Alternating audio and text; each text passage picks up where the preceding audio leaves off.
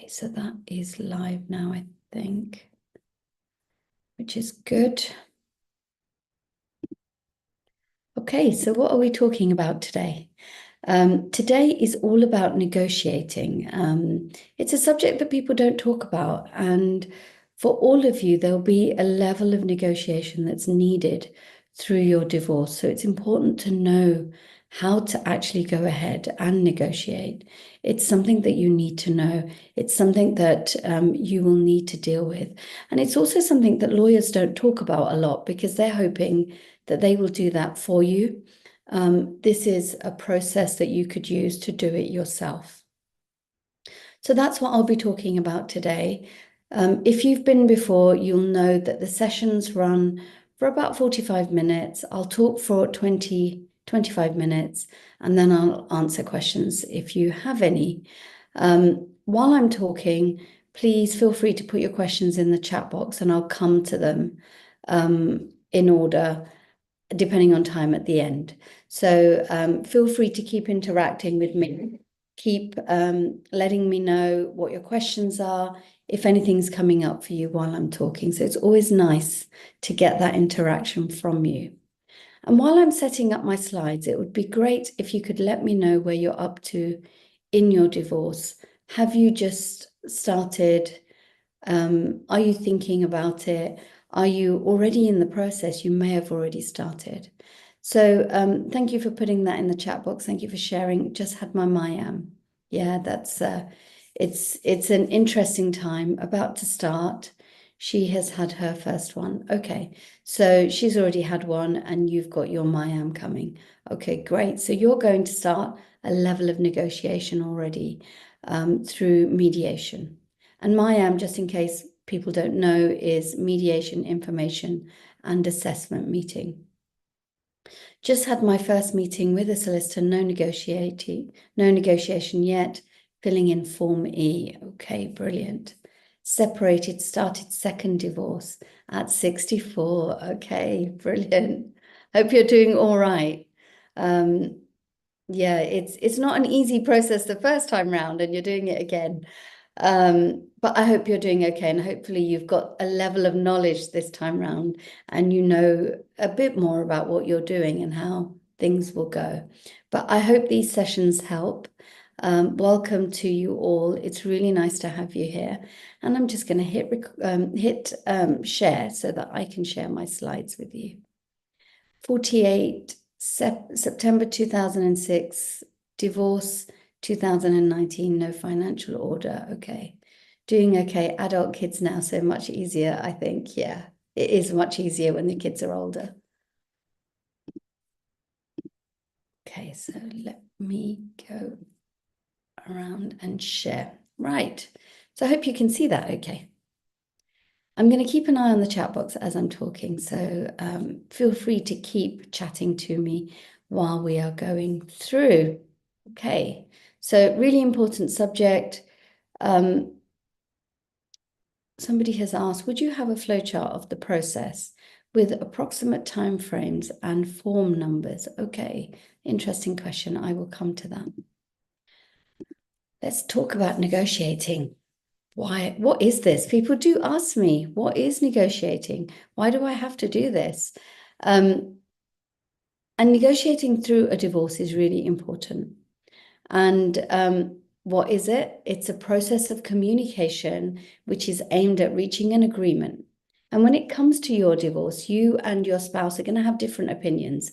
That's how it works. You will differ on your opinions around how to share assets, who's going to move out of the family home, how to spend time with the children, and all the small negotiations that you'll have to manage through all of that as well.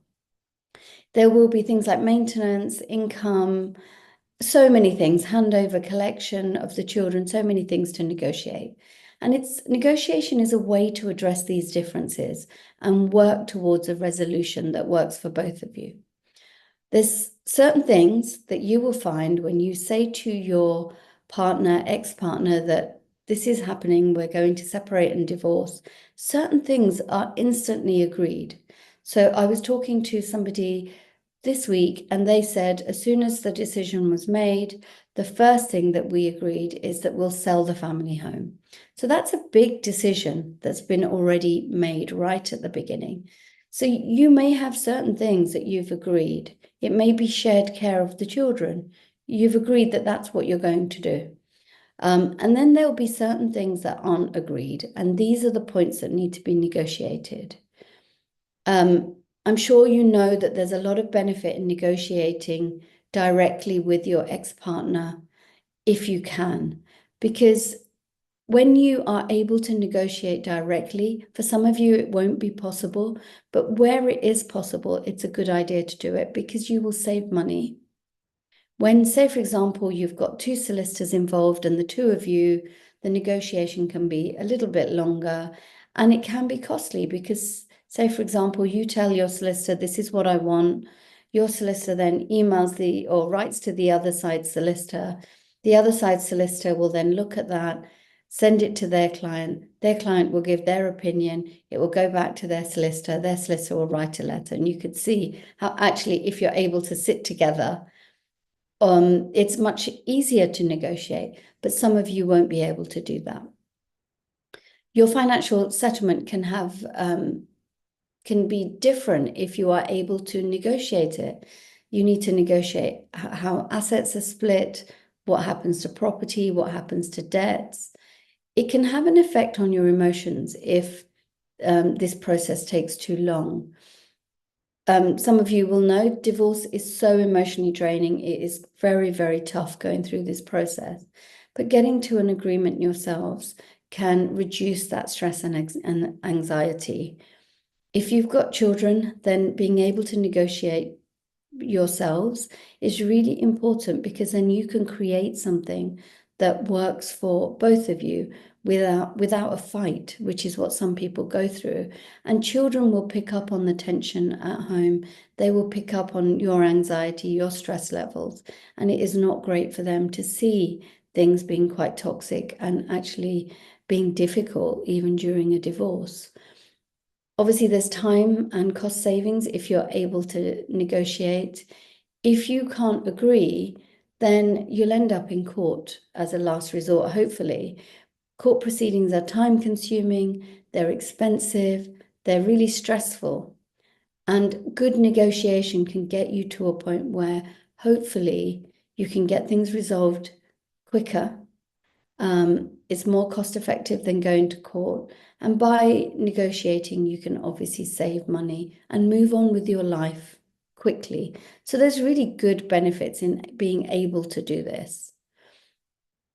And then the next thing you'll say is, yeah, I'm there. I want to negotiate, but how do I actually do this? What do I need to do? How do I consider it? So I've put together a few different steps that you need to consider when you're looking at negotiating with your ex-partner. So I'm going to take you through these. The first thing is understanding your priorities. And I talk about this a lot because if you understand your priorities, you know what you want to achieve. You know what your goal is, you know where you're going. So you should always start by asking yourself these questions. What is important to me? Where do I see my life on the other side? And which parts of this process need to be to go a certain way to make sure I hit those priorities? What is the most important thing? So, for example, it may be that maintaining a close relationship with your children is the most important thing to you. Maybe keeping the family home. You may be adamant that you need to get a good share of the assets to be able to meet your needs and any children's needs. You might want to live near your family and friends, so you've got support network nearby. Possibly a good co-parenting relationship or just a good amicable relationship with your ex.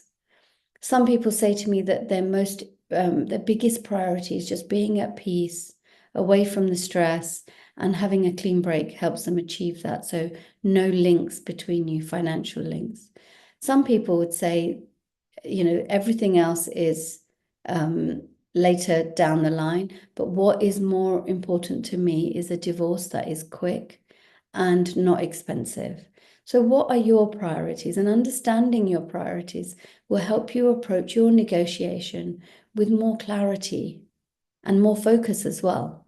So think about the 4 or 5 things that are important to you and are your priorities. It helps you set the tone. So, for example, my priorities when I started my divorce process, and my priorities did change, incidentally. My priorities were to have the children live with me because they were very young. My youngest was 1 year old. So the children living with me was really important for me, and actually something that my ex-husband wanted as well. The other thing that was really important to me was staying in the family home and keeping the children in the same schools if I could, because their support network, their friends, was important. If we could keep that, then that would help them get through. But also by staying in the same schools, they got stability, and that was really important. I wanted to have a good co-parenting relationship with my ex-husband as well. So these were the things that were really important to me. And as I said, they did change. And it's okay for them to change because things change. So keeping the family home, I was adamant that I was going to do this. And I wasn't going to accept anyone telling me that that wasn't an option. And I tried my best to keep the family home, but it took me time, but I realized that actually it was bricks and mortar. The mortgage was far more than I could manage alongside bringing up 3 children full-time, pretty much on my own. I also realized it was a big property and I probably couldn't maintain it. It needed work and I didn't have the capital to do the work. I couldn't hold the mortgage that I needed to hold to be able to put that in my name. So it would have had to stay in my ex-husband's name, which I didn't really want. I wanted my assets to be my own. So it took me time, but I got to this realization and I changed my priority to selling the family home and buying a home of my own, which then gave me stability and peace and certainty about my finances as well. So that was quite a good thing. And I was able to change the tone of my communication with my ex-husband based on my priorities and where I was going. So if I had got aggressive in my tone, in the way that I dealt with the divorce, because obviously I did it myself, if I did do that, then our co-parenting relationship would have failed. And there would have been other issues, obviously keeping the children together, making sure that mentally they were doing okay as well, would have been a struggle because they needed to see their dad. You need to think about what is negotiable for you and what is non-negotiable. There were certain things that were non-negotiable for me. And the first one was that the children live with me. My ex-husband hadn't actually spent a night alone with the children. He hadn't spent more than like 3-4 hours on his own with them. Because the youngest was 1, it was very difficult for him to manage 3 children that were very young. So it was non-negotiable that they lived with me. But what could be negotiated was the amount of contact, the amount of time he spent with them, and how that time was put together. So that was negotiable. He could have a fair bit of time in that, and possibly time in the holidays as well. So think about what is your non-negotiables. What things will you not negotiate on? Because then we know that there's no point negotiating that. It's all the other things that you need to bring to the table. And obviously you need to think about safety of your children. If you are worried about safeguarding, if you have very serious concerns, then it may be that supervised contact may be non-negotiable for you. It might be clear that you will not change the children's school. So that's non-negotiable. So think about what things you will compromise on, because that is your starting point for your negotiation. Once you've identified all of these things, you have to communicate them to your spouse if you are able to. These are the things we've agreed. We've yet to agree these things. This is my priority. Having a good co-parenting relationship is a priority to me. And so I want you to understand that we'll go through this process with me, really wanting to achieve that. It helps them understand where you are coming from and what you're hoping to achieve as well. And it helps them to identify where the compromises could be. Preparation is absolutely essential throughout your divorce, really, whether you're negotiating, whether you are thinking about proposals for settlement, whether you're thinking about any aspect of the divorce process. One thing that is really important is preparation and keeping good, organized information. So whether it is documents, whether it is court orders, just knowing where all your information is really important. But when we look at preparation for successful negotiation, what are we looking at? So the first thing is gathering all the necessary information about your finances. So what that includes is everything that you own, everything that you owe, so your debts, and everything the other person owns and owes, and everything in joint names as well. So you need to gather as much information around that as possible. It may be that you can get this information together about your assets, being property, money, investments, pensions. You can find out information about your liabilities, credit cards, loans, etc., and also your income. But you may not have everything to start with about the other person's assets, liabilities, and income. And where you have gaps in your knowledge, obviously that's information that you will need to get from the other person. Before you can start negotiating, you can't really be clear on what you could propose in a negotiation. You can't be clear about where you could compromise if you don't know what there is in, say, the financial pot. If you don't know what their pension is worth, how do you know whether a pension share is something you should go for? How do you know whether your pension is equal to theirs? How do you know if say, for example, a property in their name, what the value is, what the mortgage is? How can you do any of this without the level of information that I'm talking about? So you need to consider this information. Make sure you bring together the information about your family home. What is it valued at? What mortgage is outstanding on the family home? What other properties do you have? And again, what's the value? What is the mortgage on them? What money do you both have in the bank that's readily accessible? What money do you have, both of you, in the bank that is under a fixed savings scheme, for example? Do you have shares? Do you have share options, cryptocurrency? Do you have cars? Do you have pensions? Any other investments like ISAs? Anything like that that needs to be put in the pot and then valued.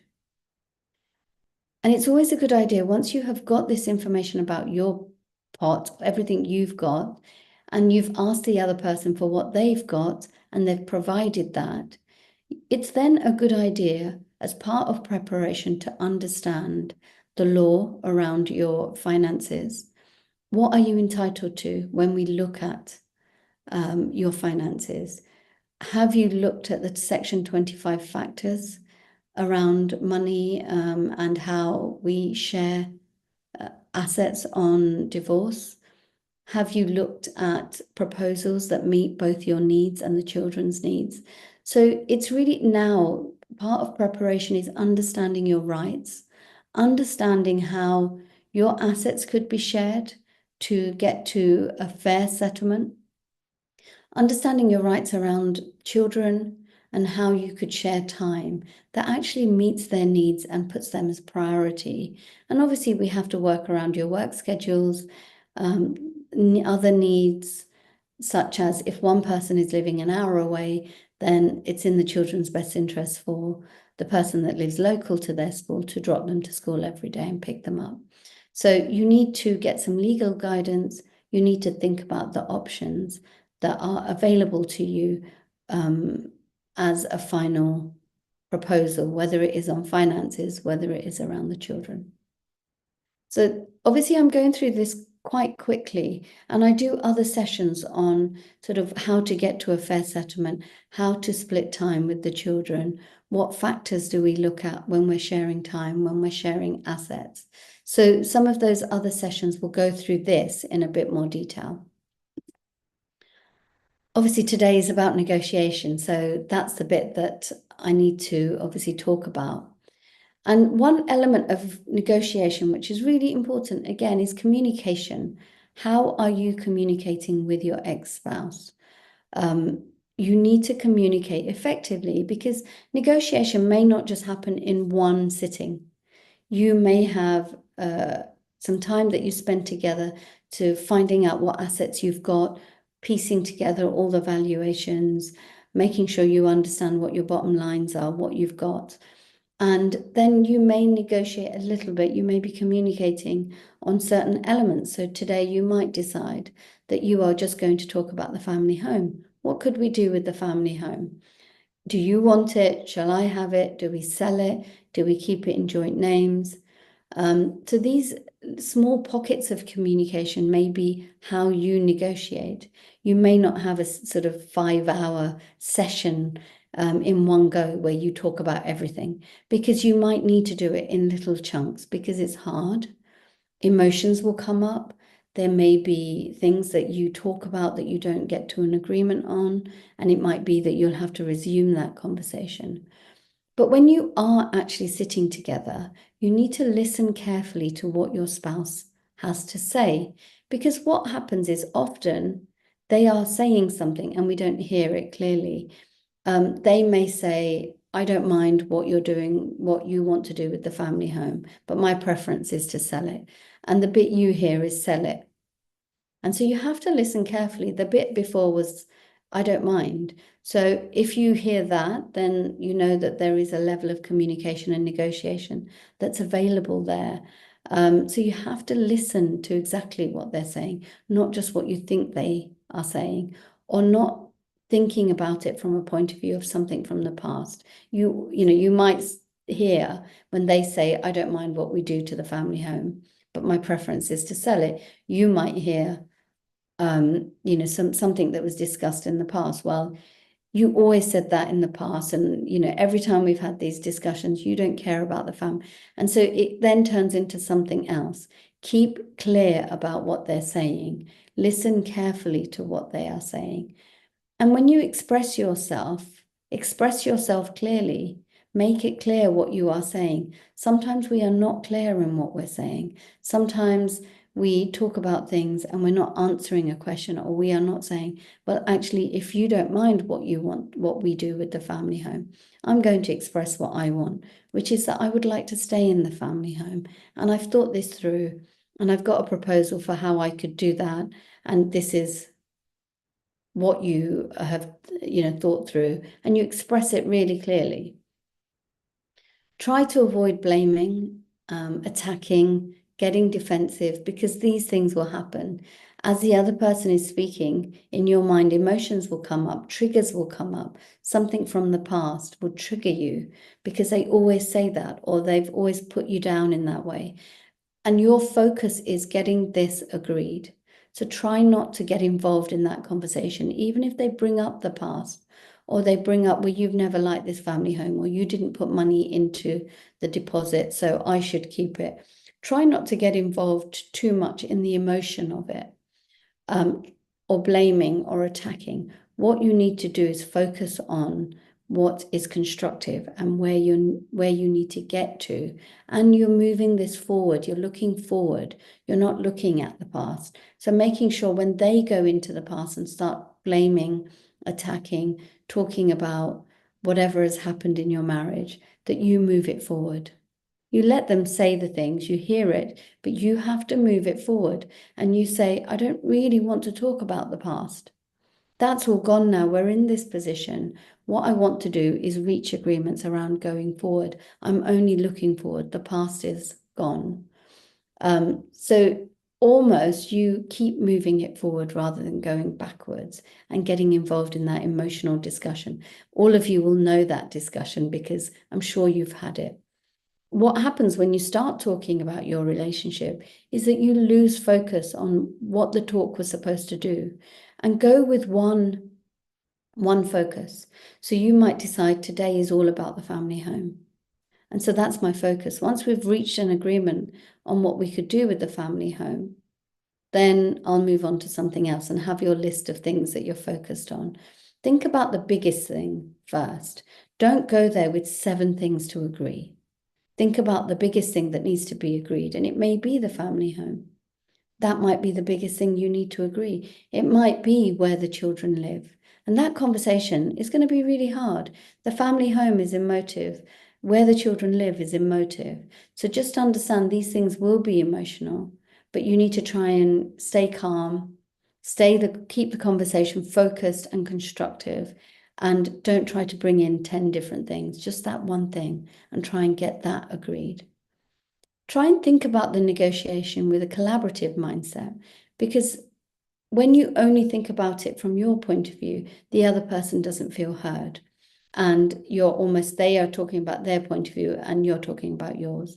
You have to try and find a solution that works for both of you. Try and think about what you could say that makes the other person feel heard. It may be that I know that if I keep the family home, that's quite difficult for you. It's a place that we bought together, we did up together, our children have been brought up there, and you're probably worried about where you're going to live if that's the case. And I fully understand that. How about if I release a lump sum for you to be able to buy, or for you to be able to rent something close by, whatever it is, depending on your finances. So they understand that you're thinking about how hard it is for them as well and what they need. Because when we only look at our needs, it becomes difficult. You're battling with each other. So what solutions can you find, or how can you say this so that they feel heard? They feel like their needs are being thought about as well. Be willing to consider alternative perspectives. Sometimes we go into a discussion like this with our option being the only option. And there are alternatives, and the other person will have their own mindset on it. And if both of you start thinking, okay, the other person has said this, and maybe I should consider it, maybe that is a good option. And I guess I was like this around the family home. I didn't want to consider anybody telling me that I couldn't stay there. And I was adamant I was going to stay there. And I'd do whatever it takes to stay in that home. I very quickly realized I might need to get 3 jobs while bringing up 3 very young children full time. And actually, my ex-husband didn't see them very much at the beginning because he couldn't cope. And I did 14 weeks holiday, so he didn't do any of the holidays except taking times whenever he could or wanted to. So it may be just a few hours in the holiday. So how was I going to manage maybe 3 jobs to keep this big house running? And I didn't want to hear that it wasn't possible until other people kept saying it, and he kept saying, I don't know how you're going to manage this. Yes, you could keep the family home, but I just can't see the numbers adding up. I just can't see how this will work. And also, he was emotionally attached to the family home. If I kept it, he would have fought me as well. And I couldn't manage to keep it anyway. So it took me time, but I started considering alternative perspectives. And then when I opened my mind to that, I could see the alternative was better for me, for the children, for my stress levels, financially, and in so many different ways. So alternative perspectives, really leaning into what the other person sees as an alternative and seeing if it's something that could work, or could you adjust it so both of you are happy. Consider the other person's concerns, because they will have concerns as well. And you hope that they will think about yours, but do think about what they're worrying about, what their perspective is, what is coming up for them, because then you can find common ground once you know what they're worried about. There may be a slight shift where actually they think, okay, that slight shift has meant that I'm not so worried about that anymore. And finally, on this point, is manage your emotions. I know this is emotional, and I know that more than most because I went through it and I've done this as well as you. So I know that it's really hard to have this discussion without emotions coming in. but it's important to try and manage how you are feeling. If you find yourself getting angry, which you may, defensive, overwhelmed, sometimes there's just numbers being thrown at you. And when somebody's speaking about these calculations, it's hard to think straight. It might be that if these things are happening, you take a break and you come back to the conversation in 10 minutes. And in between, you get some paper and pen or your laptop and you start writing down these numbers, that as you're talking, you can see them and it makes sense. Avoid using, from your point of view, language that is inflammatory or aggressive, as this is going to escalate things and it's going to derail what your focus is. Negotiation is going to require compromise. It's likely you won't get everything that you want. You may go in with a proposal. You've got an idea of exactly what you want, but you may need to shift slightly on some of those points to try and get this agreed, because everybody will have their own viewpoint. Your spouse, ex-spouse, will have his or her own opinion on what needs to happen. You will have your own opinion. And so there will be a level of compromise. Otherwise, you will end up in court if you're not able to compromise. And what happens around court is that the judge constantly asks you to go outside and reach a compromise. So even in court proceedings where people think the judge is going to decide, it isn't like that. At every hearing, you are told to go and negotiate, go and compromise, go and find a solution. It's only at the final hearing, which may be 2 years down the line, that the judge will make a decision if you guys aren't able to. So compromising, negotiating is really important. Be open to different ideas, different approaches. The other person may know of an approach that could work really well, but unless you're open to hearing them and actually assessing whether that approach is good for you, you won't know whether that's something that you could go ahead with. Be really creative. And I think this is a really difficult part for you when you are managing this process yourself.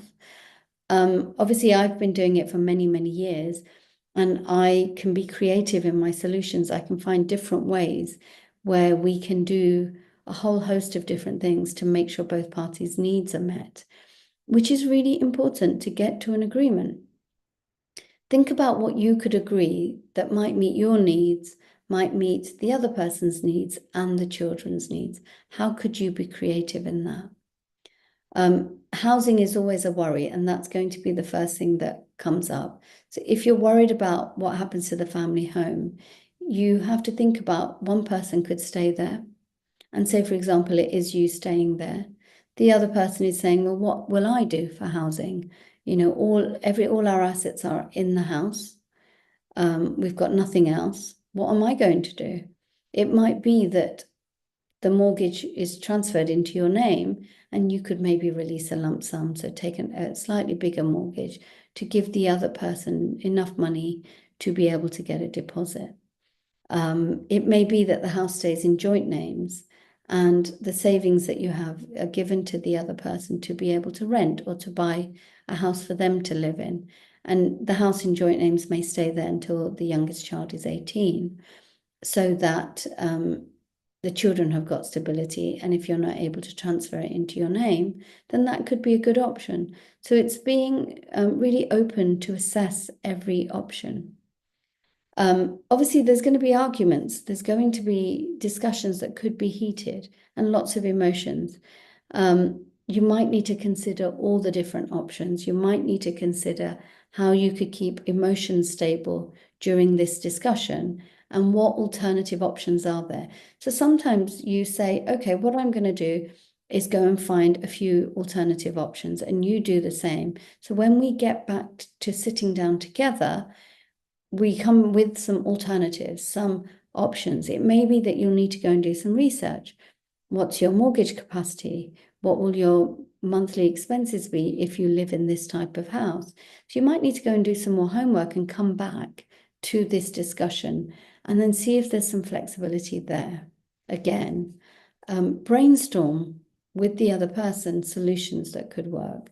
So you might think that there's only one answer, but when you say to them, what ways do you think we could solve this? Hear them out, check those proposals out, and see if there's something in there that you could use to find a compromise. Think of different scenarios and be willing to listen to different scenarios. And adjusting your position is okay if you think some adjustment could help. Remember that this is a process. It's not a one day we've negotiated, usually, not a one day thing. It takes time to get to an agreement and lots of steps to get to that point. You can negotiate yourself sitting together. You could negotiate sitting with family or friends, somebody who's neutral that you both trust. They could have your information about your finances, and they could hear what you both want. So almost they're sitting there hearing your point of view, hearing the other person's point of view, and then they could guide you a little bit on what about if you did it like this? How would that work? Or this person's not going to have enough to be able to rent a property. How could we change that? And so that person is hearing both of you and helping guide you. So that could work. Family or friends could work, but they do need to be neutral and they do need to be somebody that you trust. And obviously, if that's not an option, there is the option of mediation. And mediation, although you've got a mediator there who is experienced at facilitating conversations, you are still negotiating and you still need to understand how to negotiate and how to put your points across.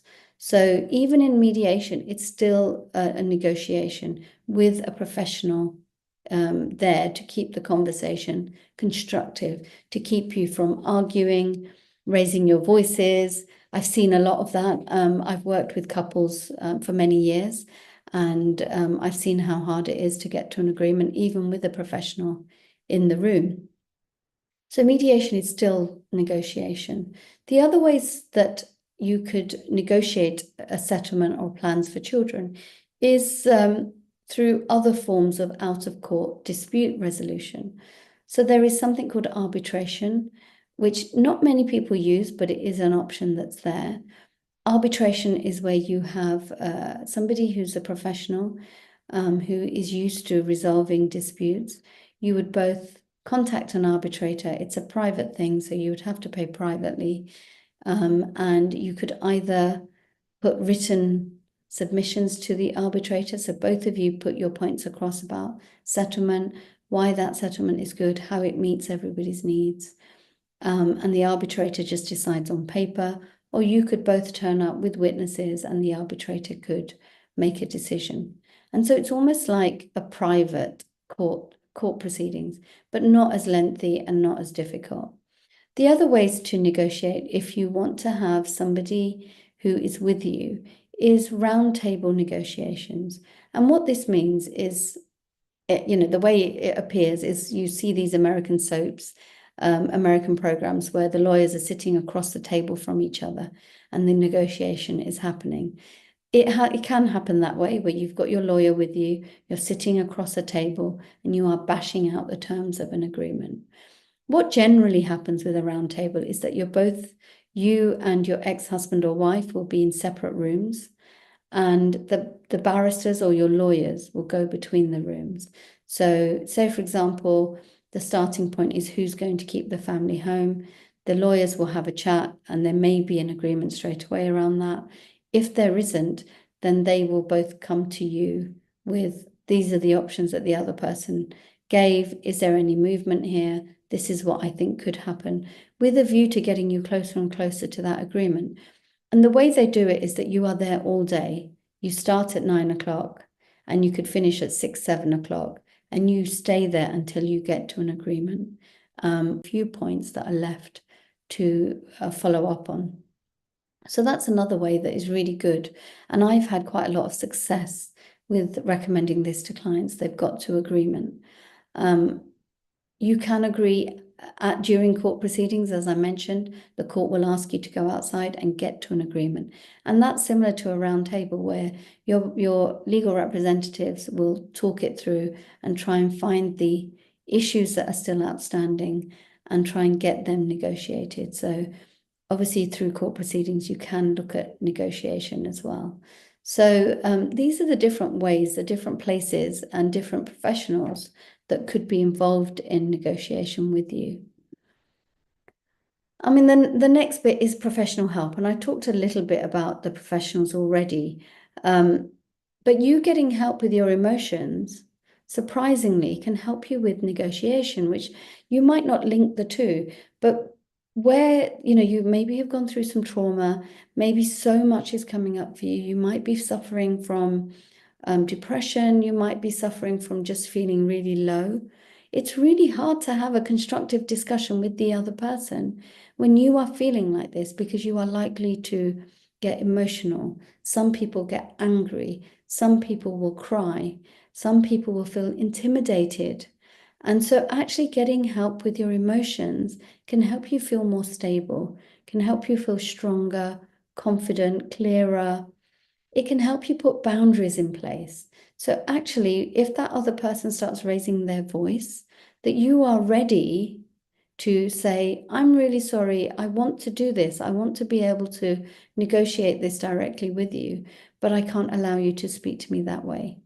And you move away and you stop the discussion. You might come back 5 minutes later if the other person calms down. But when they realize your boundaries are strong, you can come at this in a better way.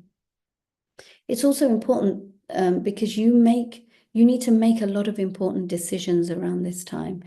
And when you are making decisions from a place of emotions, you won't necessarily make the best ones.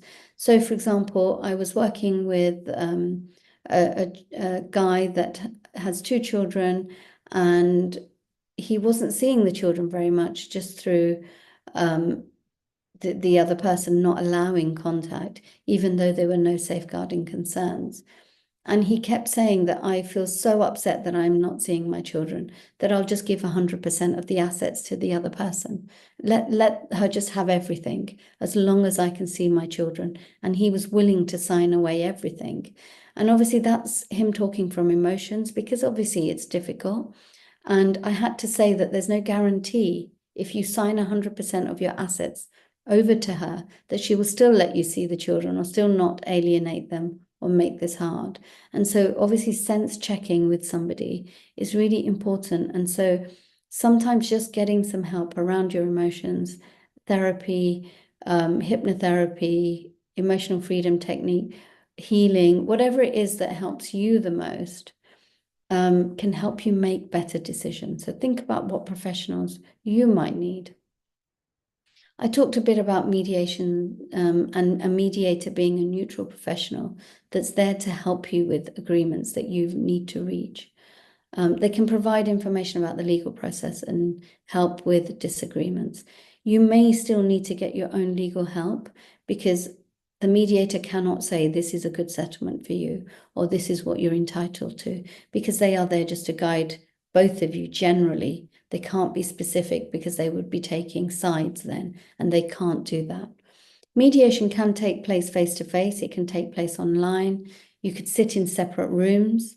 So there's lots of options for mediation depending on how you're feeling and what's happened. So think about how you can make mediation work for you if that's the way that you want to negotiate. You can get publicly funded mediation. So there is a way, if you're on low income and you have no savings, that you don't have to pay for your share of mediation. So think about that. Other professionals, as I've mentioned, is getting legal guidance before negotiation, because you need to be fully prepared. You need to fully understand what options you've got. You probably want to go through 4 or 5 proposals to see which one is the best one for you financially, and otherwise meets your needs, meets children's needs, and how the rest of it will work, and whether a court will actually accept that. So a legal professional, somebody who's got legal knowledge, can guide you around this, and that might be worth doing right at the beginning.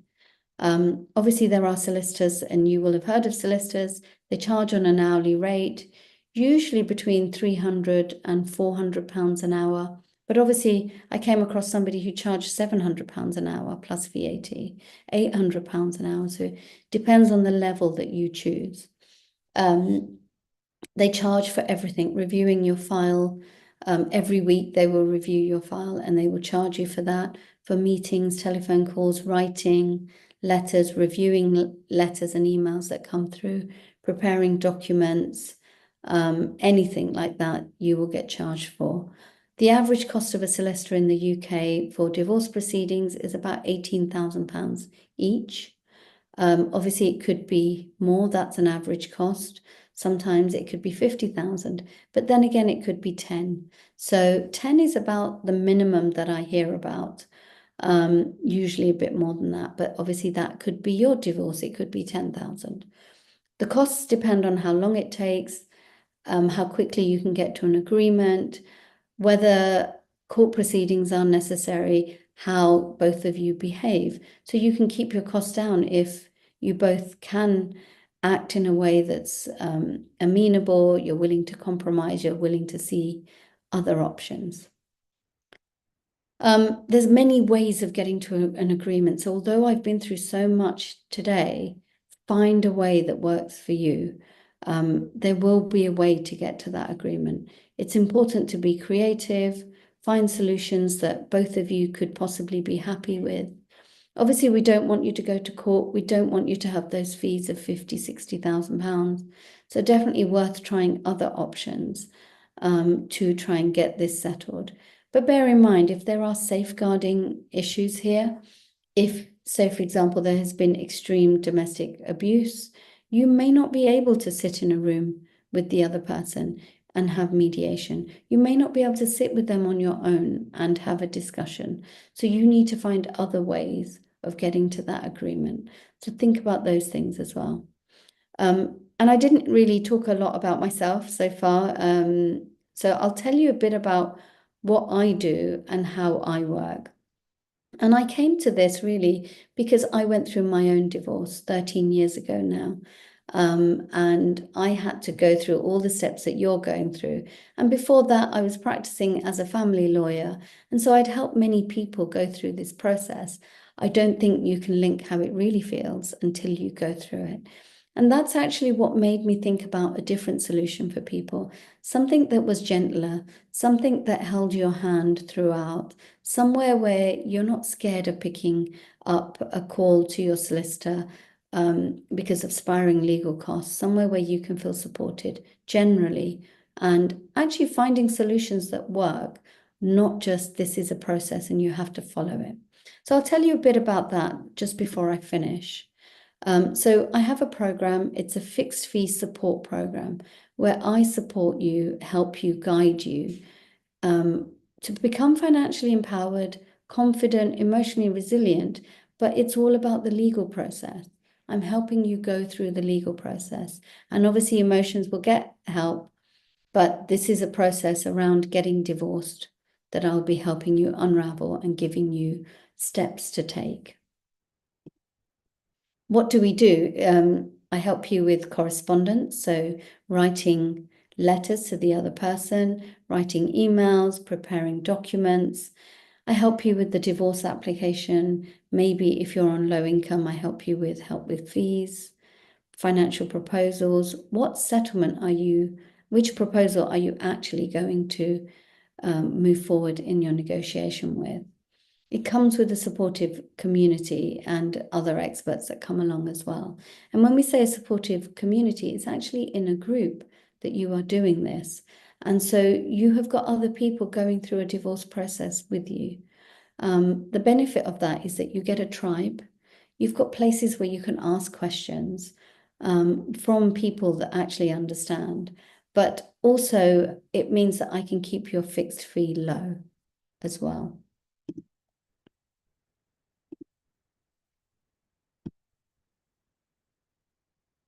And actually, usually you get, it's £2,500 for the fixed fee support. And this is for 6 months, but we've got an offer running at the moment. I did a 4-day roadmap last week called How to Break Free. And from that, there is a limited time offer that is valid until tomorrow, end of the day tomorrow. You get your 6 months, but you also get a month free. So most people, really need that extra month free, it is possible to get your divorce done in 6 months, but sometimes there are delays. So getting an extra month can help. You'll also get a free copy of my divorce planner and an invite to an in-person, a live event where we are starting to talk about things in a bit more detail. And you can ask questions, and there's a nice lunch involved as well. So that's actually on the 8th of February, that live event. So you'll get a free VIP ticket to that too. If you are interested in finding out a bit more about the program, I am offering short calls at the moment to talk you through what the program involves and whether it's right for you. So Nelma, can you put that into the chat box for me so that people can book those quick calls, a telephone call with me, just to talk it through? Obviously, if you're not joining, then you can buy the divorce planner on Amazon. It is there to really guide you through, help you take action so that you can save money and reduce stress as well. So hopefully that helps. Feel free to connect with me in these places. We have a YouTube channel as well, and you can often find replays and things on the YouTube channel and other tips and help as well. So feel free to subscribe to the YouTube channel so that you can see other videos and information that we're sharing. Okay, so I'm going to stop talking now. I have gone a bit over. I do love sharing information, so I find it hard to stop. I want to give you lots and lots of information. So I'm going to go through the questions now. I know that there was one. Do we have a flowchart of the divorce process with approximate timeframes and form numbers? So one of the sessions I did last week on the Monday was all about the actual process and the timelines. So that might be quite a useful hour for you to watch, because that will give you a lot of information about how the process works. You can find the sessions on YouTube, so feel free to go there. I think Nelma's put the YouTube details down. So feel free to go there and watch the first session, day 1. The form numbers are D8 if you are doing it on a paper copy, but online is much easier. So the first form you would need is the D8 form to start your divorce application. But there are so many forms that you might need. It would take me too long to go through every form. But to start your process, it's D8. I do not know which bank he is keeping his salary in and how much liquid cash he has. Will he have to declare that himself? I don't know the amount of pension he has. It is a work pension. Will he have to declare that himself? Yes. So as part of the preparation that I talked about is getting information. So both of you need to share your information with each other. And quite clearly, if he gives you bank statements, and usually we ask for 12 months bank statements. So if he gives you bank statements, you'll see if his salary is going in there. If his salary isn't going in that account, you know there's another account where his salary is going in. It's quite obvious there's another account then.